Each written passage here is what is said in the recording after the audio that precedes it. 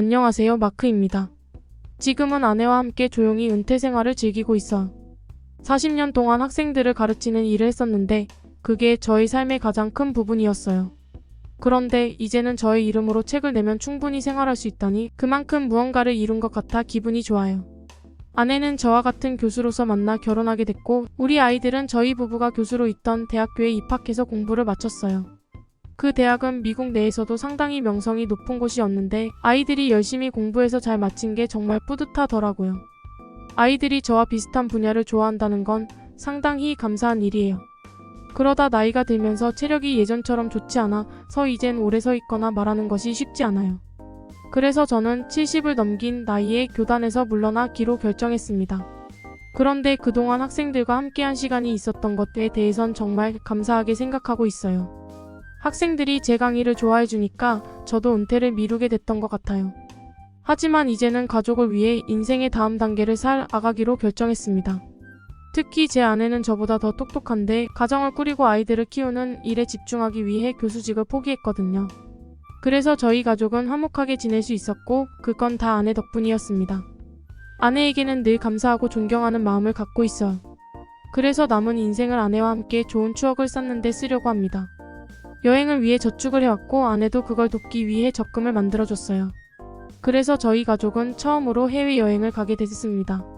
그간 가족들의 일정을 맞추기 힘들어 해외로는 가보지 못했거든요.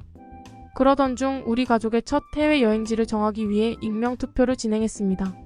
저희 가족만의 방식인데 각자가 생각하는 목적지를 적어서 항아리에 넣고 그 중에서 하나를 뽑는 거예요.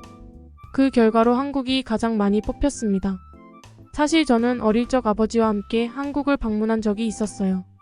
그때의 추억이 아직도 생생해서 한국을 다시 방문하고 싶었거든요. 그런데 아이들도 한국을 원한다니 정말 놀라웠습니다. 그래서 우리 가족은 한국으로 가는 것을 결정하고 여행 일정과 숙소 그리고 방문하고 싶은 명소들을 정하기 시작했습니다. 아이들은 K-팝 팬이라서 한국에 가는 것이 정말 기대되었다고 하더라고요. 아이들이 가방을 얼마나 꽉 차게 챙겼는지 짐을 끌기조차 힘들 정도였어요. 그래도 떠나는 길이 참 좋았습니다. 50년 만에 가는 한국, 비행기에서 창밖을 바라보며 옛날 추억에 잠겨버렸어요. 그때 그 시절 아버지와 함께 한국을 방문했던 생각이 나면서 마음이 뭉클했습니다. 한국에 도착해서 인천공항을 나가보니 공항의 규모와 체계에 정말 놀랐습니다. 세계적으로 유명하다는 인천공항, 실제로 보니 더 놀랍더라고요. 입국 심사도 빠르고 공항의 청결 상태, 로봇 기술 모든 것이 첨단이었습니다. 그 중에서도 특히 눈에 띄었던 것이 바이오 정보 등 록이라는 시스템이었어요. 무슨 시스템인지 궁금해서 우리 가족은 멈춰서서 그것을 살펴봤습니다. 궁금증에 참지 못하고 공항 직원에게 어떤 시스템인지 물어보았죠. 그 직원은 바이오 정보 등록 서비스는 한국인들만을 위한 것이라고 말하더군요. 그런데 그럼에도 불구하고 한국인들이 얼마나 편리하게 이용하는지 보니 정말 부러웠습니다. 손바닥을 딱 대면 바로 통과할 수 있다니요. 그런 시스템이 전 세계에 도입된다면 얼마나 편리하고 좋을까요? 여권을 항상 지참해야 하는 번거로움, 위조와 도난의 위험에서 벗어날 수 있을 테니까요. 우리는 이런 생각을 하며 강남에 위치한 호텔로 이동하기 위해 지하철을 이용하기로 했습니다. 한 나라를 방문할 때 대중교통을 이용하는 것은 그 나라의 사회, 문화, 기술력, 시민의식까지 한꺼번에 경험할 수 있는 좋은 기회라고 생각하거든요. 그래서 택시를 이용하지 않고 지하철을 선택한 것입니다. 여행을 하면서 지하철이 제일 편하더라고요. 짐 들고 엘리베이터 없는 역을 다니느니 그냥 택시를 타는 게 훨씬 나은 선택이라고 생각했거든요. 그런데 한국은 그런 걱정이 필요 없었어요. 지하철을 타는 게 너무나 편리했습니다. 미국의 지하철에 비하면 한국의 지하철은 정말 찬사를 보내고 싶을 정도였어요. 미국 지하철은 사람들이 선로에 서 있을 정도로 혼란스럽고 그래서 사고가 자주 나는데 이런 문제가 해결되지 않고 있어요. 그런데 한국 지하철은 모든 역에 안전문이 설치되어 있어서 놀랐습니다. 이게 바로 복지라고 생각하거든요. 이런 작은 부분에서도 사람들의 안전을 위해 노력하는 모습을 보니 한국의 복지 수준이 유럽을 넘어선 것 같았어요. 그리고 한국 지하철에서 눈에 띄는 것은 사람들이 모두 휴대폰에 몰두하고 있다는 거였어요. 다른 나라에서는 많은 사람들이 빅이슈 같은 잡지를 보는 아날로그 방식으로 시간을 보내곤 하는데 그 이유는 단지 휴대폰이 터지지 않아서였습니다. 한국에서는 어디를 가든 인터넷이 잘 터진다는 거예요. 미국 같으면 어디선가는 항상 인터넷이 끊기기 마련이잖아요. 그런데 한국에서는 그런 일이 없더라고요. 그래서 더 안심하고 여행할 수 있었어요. 그리고 여행의 목적지인 강남에 도착했을 때는 정말 놀랐어요. 뉴욕이나 다른 대도시보다 훨씬 더 발전된 모습이었거든요. 건물들이 빼곡히 서 있고 그 모든 건물들이 깨끗하고 현대적이었어요. 그런 모습을 보고 나서야 맨해튼을 따라가려던 다른 도시들이 이제는 강남을 본떠야겠다는 생각이 들었어요. 그런데 이런 모습의 한국을 보면서 예전의 기억이 떠올랐어요. 예전에 한국을 방문했을 때의 기억이죠. 그때는 한국을 가난한 나라로 생각했었어요. 그래서 그 기억을 숨기곤 했었죠. 그런데 지금은 그럴 필요가 없어요. 지금의 한국은 자랑스러운 나라니까요. 여행을 하면서 한 가지를 확실히 깨달았어요. 한국이 이렇게 발전한 것은 결코 운이 좋아서가 아니라는 걸 말이죠. 한국은 그간 탄탄한 발전을 거쳐왔고 통신 기술의 발전 덕분에 전 세계가 한국의 장점을 알아보게 된 것 같아요. 첫날 저희 아이들이 가고 싶어하는 K-팝 성지로 불리는 소속사와 굿즈, 쇼핑을 위해 유명 쇼핑몰을 돌아다녔어요. 한국의 쇼핑몰은 정말 복합 공간이라는 말이 딱 맞아요. 연인이 데이트를 하든 비즈니스 미팅을 하든 아이가 있는 가족이든 부모님을 모시고 오든 모든 연령층이 와도 즐길 수 있도록 세심하게 공간을 설계한 게 느껴졌어요. 한국 사람들은 정말 똑똑하다는 생각이 들어요. 기술적으로 놀라운 능력을 보여주고 있죠. 해시계, 자격루, 거북선, 젓가락부터 현대의 조선기술, 스마트폰, 반도체까지 한국 사람들은 창의적이고 뛰어난 기술을 보여주고 있어요. 그런데 그들 자신은 별로 놀라운 일이 아니라고 생각하는 듯해요. 그런 사람들 사이에서 살고 있으니 당연하다고 생각하는 거죠. 저희 가족은 한국이 세상에 처음으로 만든 것들이 많다는 걸 잘 알고 있어요. 금속활자, 팔만대장경, 직지 같은 건 모두가 알지만 그 중에서도 한글을 만든 것이 가장 인상 깊었어요. 왜냐하면 한글도 한국에서 낸 모든 것의 최고 기록들은 모두 교육을 향해 있다는 걸 보여주거든요. 팔만대장경과 금속활자를 만든 목적을 생각해보면 그 이유가 명확해요. 한국 사람들은 오래전부터 더 많은 사람들이 배울 수 있게 하려는 목적을 뒀습니다. 그들은 교육을 전하는 것을 중요하게 생각했어요. 그래서 한국은 교육의 강국이 된 것 같아요. 책에서 읽은 바로는 한국은 수천 년 전부터 과거라는 제도를 통해 능력 있는 사람을 고위 관직에 임명했다고 하더라고요. 그 당시에는 되게 세습적인 체제가 일반적이었는데 한국이 이렇게 했다는 건 정말 놀라운 일이에요. 한국은 오래전부터 누구에게나 기회를 주려고 했어요. 그래서 한국이 지금과 같은 교육 강국이 된 것 같아요. 그런데 한국 사람들이 이런 한국의 교육 시스템이 누각 1위는 얼마나 공정한지를 잘 알아야 할 것 같아요.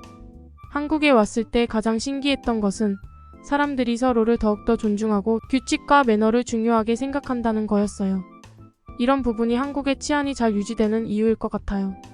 다음날 일정은 제가 가장 가보고 싶었던 곳으로 향했어요.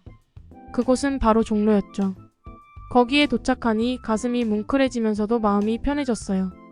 종로는 예전에 비해 변한 것도 있지만 여전히 예전의 모습을 간직하고 있는 곳들이 많았어요.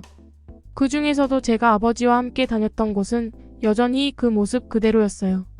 그때 아버지가 일하셨던 건물은 14층짜리였는데 그때는 종로에서 가장 높은 건물이었어요. 그때 아버지가 일하던 회사 건물은 종로에서 가장 높은 건물이었어요. 어디에서나 그 건물을 보면 아버지를 떠올리곤 했으죠. 그런데 이제는 그 건물도 주변의 높은 건물들 속에 잘 묻혀버렸어요. 그래도 건물 안에 들어서니 예전의 추억들이 새록새록 떠올랐죠.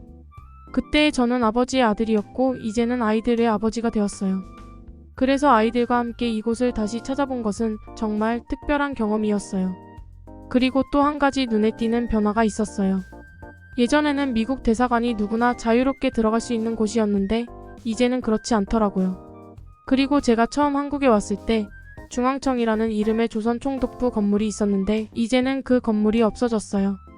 그 건물은 경복궁의 전면을 가리고 지어져서 원래 경복궁의 주요한 입구였던 광화문이 보이지 않게 만들었던 건물이었죠. 그런데 그건 뭐니뭐니 해도 중앙청 건물의 모양이 제일 화가 났어요. 그 건물을 하늘에서 내려다보면 일자 형태로 보이는데 이건 일본이 한국 땅에 자신들의 표를 찍어놓은 것과 같은 의미였죠. 이런 일본의 행동은 한국을 무시하고 경멸하는 의도로 보였어요. 저희 가족은 일본이 한국에 행한 일들에 대해 잘 알고 있어요. 일본이 한 나쁜 행동들에 비하면 이건 빙산의 일각일 뿐이라는 것도 알아요. 그래서 한국을 다시 방문하면서 이런 역사의 흔적들을 보니 많은 생각이 들었어요. 그런데 중앙청 건물이 철거되고 복원된 경복궁을 보니 정말 눈부셨어요. 특히 광화문 앞에 월대가 복원된 모습을 보니 기분이 정말 좋았어요. 월대는 조선시대의 중요한 건물 앞에 설치되었던 높고 넓은 기단으로 왕의 위신을 상징하는 곳이었어요. 이런 중요한 역사적 장소를 직접 보고 느낄 수 있어서 정말 행운이었어요. 지금은 100년 만에 월대가 복원되어서 우리 가족이 그 광경을 볼 수 있었던 것은 정말 행운이었어요. 처음으로 그 건물을 보았을 때 그 광활한 궁전의 광경은 제가 이전에 본 어떤 곳보다도 멋졌습니다. 아이들도 역시 매우 좋아했는데 그 이유는 아이들이 K- 콘텐츠의 열혈 팬이기 때문이죠. 특히 킹덤과 슈룹이라는 작품을 보면서 한국의 궁궐에 대한 흥미를 갖게 되었는데 그런 궁궐을 직접 보게 되니 아이들은 신이 나서 말이 없었습니다. 특히 BTS가 공연했던 그곳에서 사진을 찍는 이들의 모습을 보니 이번 여행 선택이 잘한 결정이라는 생각이 들었습니다. 그리고 또한 가장 인상 깊었던 것은 한복이었습니다. 한복을 입은 사람들을 보며 한국 문화의 아름다움에 감탄했습니다. 아이들은 한복을 입어보고 싶어서 난리를 쳤고 저는 그 모습을 사진으로 담았습니다. 한복을 입으면 경복궁을 무료로 입장할 수 있다는 건 정말 기가 막힌 아이디어라고 생각했습니다. 한복을 입은 사람들이 가득한 궁궐 안은 마치 시간 여행을 한 것 같은 느낌을 주었습니다. 우리는 영어 해설도 미리 예약해 듣게 되었는데 그것을 통해 한국의 역사를 더 깊게 이해할 수 있었습니다. 특히 근정전에 대한 설명을 들으며 그곳이 왕의 오피스로 사용되었다는 사실을 알게 되었습니다. 그날 하늘은 맑았고 궁궐의 아름다움은 그 어떤 궁궐보다도 뛰어났습니다. 그런데 다음날 우리가 방문한 곳은 좀 더 어두운 역사를 담고 있었습니다. 그곳은 바로 서대문 형무소였습니다.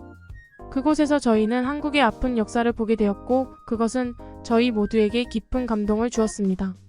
아내는 그 잔혹한 역사를 보며 눈물을 흘렸습니다. 저에겐 그리운 아버지와의 추억을 상기시켜준 곳 이곳 또 다른 배움을 얻게 해준 배움터였습니다. 우리가 한국에 있던 동안 국립현대미술관, 강남, 롯데월드몰 등 다양한 곳을 돌아봤습니다. 그리고 그 중에서도 가장 기억에 남는 곳이 마장동 축산시장이었습니다. 아들이 유튜브에서 유명한 유튜버들이 한우를 먹는 영상을 보고 꼭 가봐야 한다고 했는데 처음에는 그저 마케팅 기법이라고 의심했어요. 그런데 이건 아니었어요.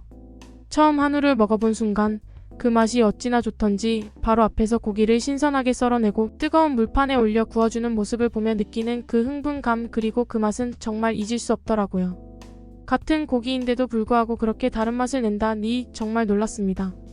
한우는 가격이 비싼 편이지만 그 맛을 한번 느껴보면 그 가격이 충분히 가치가 있다는 것을 알 수 있어요. 그 맛은 정말 가격을 떠나서 맛보는 순간 그 어떤 것도 아깝지 않게 만들어주더라고요. 한국에 가실 계획이 있는 분들에게 저는 한우를 꼭 맛보라고 추천하고 싶어요. 그 맛은 정말 한번 느껴보셔야 알 수 있을 거예요.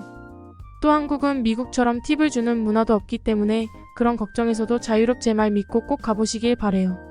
그리고 이건 하나 더 한국에 대한 팁인데요. 아시아의 소고기 하면 일본의 와규를 떠올리시는 분 많으시죠? 일본의 품종으로 아주 비싼 품종이잖아요. 와규의 특징은 근내 지방도가 높고 연해서 정말 인기가 많습니다. 하지만 그거 아세요? 이 와규도 사실은 한국 거라는 거 말이죠. 화규는 외래종과 일본 재래종소를 교잡하면서 시작됐는데 그 전까지만 해도 일본 사람들은 소고기를 그렇게 많이 먹지 않았다고 해요. 하지만 한국을 침략 지배했을 때 한국의 재래 한우를 대량 반출하기 시작했고 그러면서 와규가 되었죠. 그때 한국의 흑우가 급격하게 감소한 사실과 그 원인이 일본의 강제 징용 때문이라는 사실을 알게 되었을 때는 다른 나라 사람임에도 불구하고 화가 치밀었습니다. 그리고 우리는 다시 미국으로 돌아와 일상을 이어갔는데요. 그때부터 저는 무언가를 하고 싶었습니다. 은퇴했지만 여전히 옳은 것에 대한 걸 더 많은 사람들에게 알리는데 기여하고 싶다는 생각이 들었죠. 그래서 저는 교육자들이 모이는 모임에 참석하여 한국에서의 여행 경험과 그곳에서 배운 역사적 사실에 대해 이야기해 보았습니다. 그런데 놀라운 건 모두가 한국의 역사에 대해 잘 알지 못하고 있었다는 것이었습니다. 우리는 이야기를 나누다 보니 같은 마음을 가지고 있다는 것을 깨달았습니다. 그것은 바로 공부하고 연구하는 것이 결국은 더 나은 미래를 만들어가기 위한 것이라는 사실입니다. 그리고 그런 논의를 통해 우리는 한 가지 더 중요한 것을 깨달았습니다. 바로 어떤 나라의 주장이 옳은 것인지를 분별할 수 있게 하는 교육의 필요성입니다. 어떤 사람들은 과거의 일에 집착하는 것이 불필요하다고 생각할 수 있지만 그것은 절대로 그렇지 않습니다. 과거의 사실을 알아야 더 나은 미래를 만들 수 있기 때문이죠. 과거가 현재를 만드는 것, 그리고 그 과거를 이루어낸 모든 이들의 노력이 현재의 우리를 만드는 것. 이것을 저는 한국에서 여행하며 깊이 이해하게 되었어요. 한국 사람들이 얼마나 대단한지를 외국인인 저조차도 알게 된 것이죠. 즐겁게 알려드리지만 저는 곧 경주라는 곳을 방문할 계획입니다. 이유는 제가 교재를 만드는 활동에 참여하게 되었었기 때문인데요. 한국 내 연구원들과 한인사회와 함께 한국 관련 교재를 개선하기 위한 활동이거든요. 저는 제가 좋아하는 것과 잘하는 것을 활용해서 이런 활동을 할 수 있음에 무척 기대하고 있습니다. 이 활동이 한국에 대해 더 많은 사람들이 제대로 알게 되는 계기가 되길 바랍니다. 그리고 그것이 저처럼 한국에 대해 좋은 기억을 가진 사람들, 그리고 앞으로 한국에 대해 새로운 기억을 쌓게 될 사람들을 위한 제가 할 수 있는 최선의 일이라고 생각합니다. 이 모든 것이 결국은 저의 한국 여행에서 얻은 가치 있는 경험과 배움, 그리고 그곳에서 느낀 감동이 이끌어낸 결과입니다. 저는 이제 그 경험을 바탕으로 한국에 대한 진실을 더 많은 사람들에게 알려나가는 일에 힘쓸 예정입니다.